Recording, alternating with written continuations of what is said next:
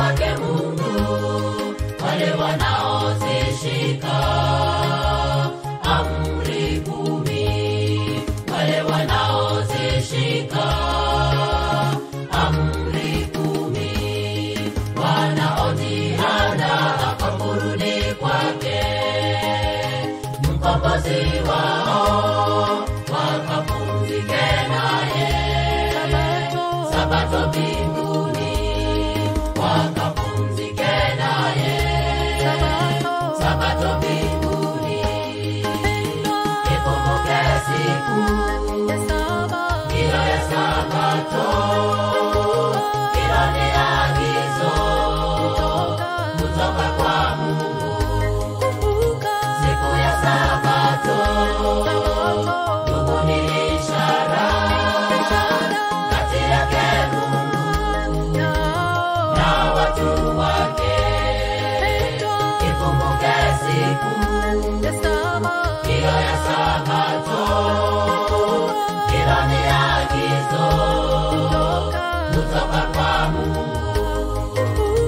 Siku ya Sabato ndugu ni ishara kati yake Mungu na watu wake.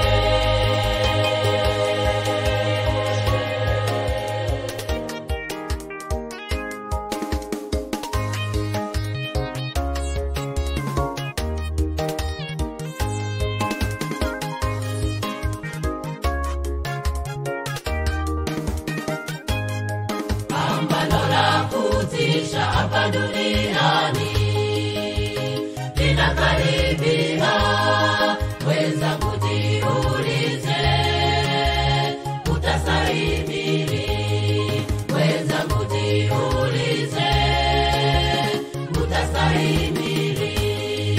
Itatolewa amri ya kuabudiwa hiyo Jumapili, ambayo ni sanamu ya huyo mnyama, ambayo ni sanamu ya huyo mnyama.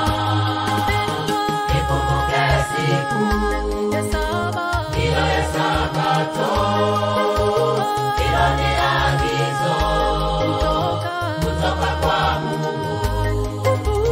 Siku ya Sabato ndugu ni ishara kati yake Mungu na watu wake. Ikumbuke siku hiyo ya Sabato, hilo ni agizo kutoka kwa Mungu. Siku ya Sabato ndugu ni ishara kati yake Mungu na watu wake.